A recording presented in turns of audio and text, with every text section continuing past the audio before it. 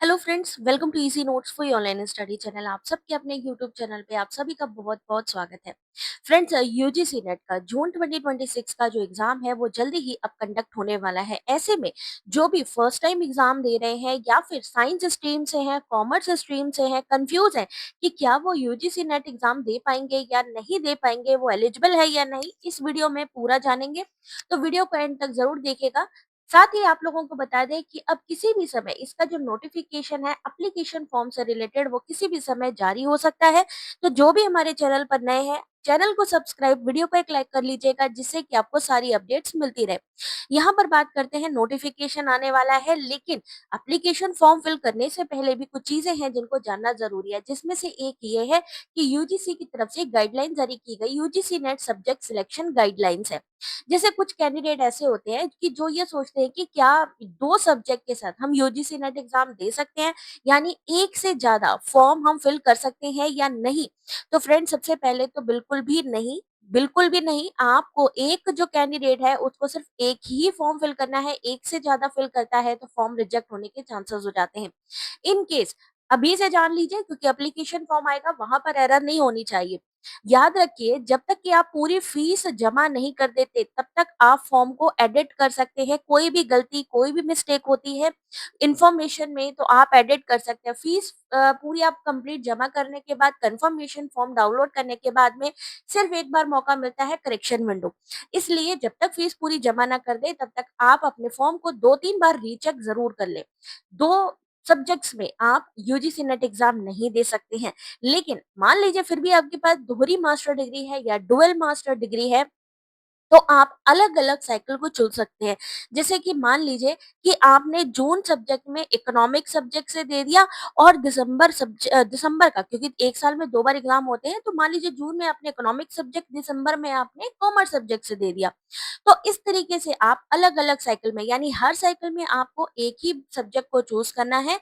आप ये कर सकते हैं कि जून में आप एक अलग सब्जेक्ट है आपका, लेकिन याद रखिए वही सब्जेक्ट होना चाहिए जो पोस्ट ग्रेजुएशन में है, क्योंकि यहाँ पर बहुत सारे कैंडिडेट ऐसे भी है जो सोचते हैं कोई और सब्जेक्ट ले ले। बिल्कुल भी नहीं। यहाँ पर 84 सब्जेक्ट होते हैं, ठीक है? यूजीसी की तरफ से बुलेटिन में जारी किए जाते हैं 84। अगर कोई नया जारी किया जाता है तो उसकी भी लिस्ट जारी होती है। तो जनरली क्या होता है, जो भी पोस्ट ग्रेजुएशन में या अगर आप अंडर ग्रेजुएट प्रोग्राम कर रहे हैं 4 साल का, वो भी एलिजिबल है। अगर आप 4 साल का अंडर ग्रेजुएट प्रोग्राम कर रहे हैं तो वही सब्जेक्ट चूज़ करिए जो आप पोस्ट ग्रेजुएशन में करते हैं, ठीक है? तो उनको ही आपको चुनना पड़ेगा, जिससे कि आप आगे अगर पीएचडी उसी सब्जेक्ट से करना चाह रहे हैं तो वही सब्जेक्ट आपको चुनना है, अलग नहीं चुनना है। अगर मान लीजिए इकोनॉमिक सब्जेक्ट है आपकी लिस्ट में और आप सोच रहे हैं नहीं, इकोनॉमिक छोड़ करके हम ऐसा करते हैं हिस्ट्री ले लेते हैं या कुछ और लेते हैं, तो रिजेक्ट हो जाएगा आपका फॉर्म।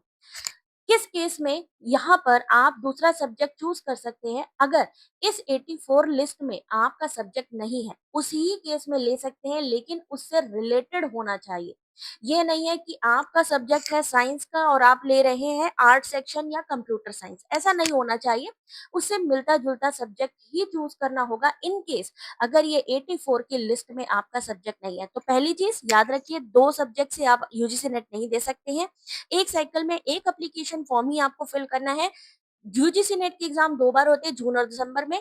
तब आप अलग-अलग साइकिल में, यानी जून में आप अलग ले सकते हैं अगर आपने डबल एमए किया हुआ है, या फिर अगर हम बात करें सब्जेक्ट की तो 84 जो लिस्ट जारी होती है सब्जेक्ट की, अगर उसमें आपका सब्जेक्ट है जो पोस्ट ग्रेजुएशन के टाइम पर आपके पास है, तो आपको उसी से ही फिल करना है फॉर्म। अगर आप अदर को लेंगे फिर वहां रिजेक्शन होने के चांसेस बढ़ जाएंगे।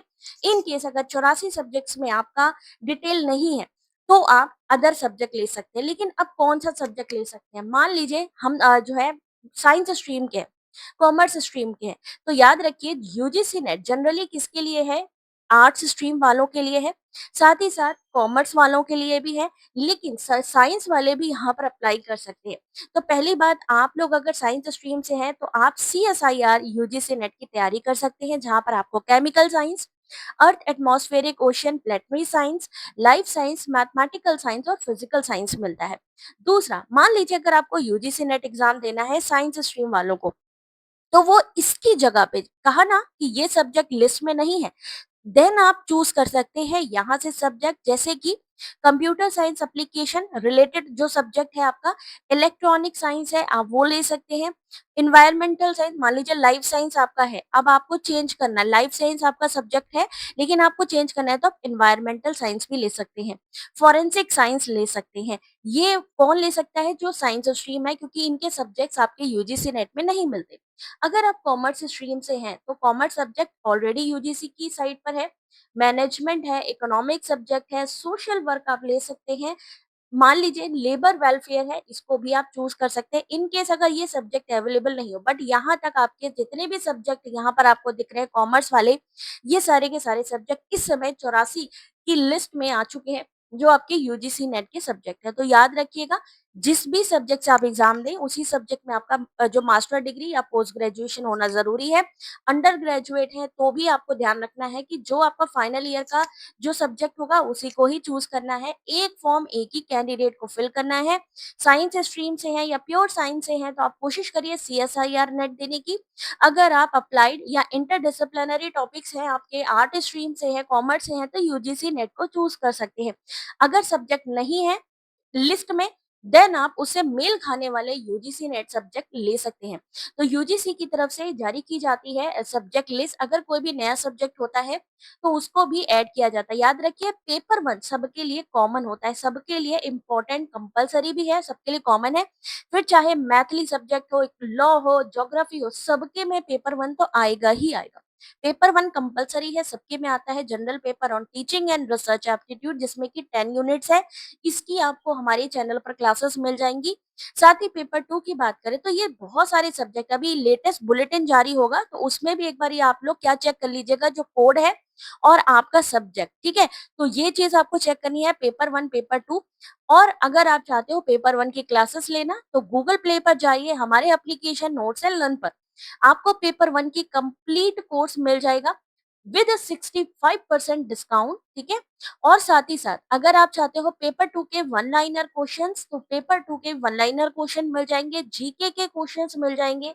अगर आप जो है टेस्ट टेस्ट सीरीज मिल जाएगी, अगर आप किसी भी कंपटीशन एग्जाम की तैयारी करें, बहुत कुछ है।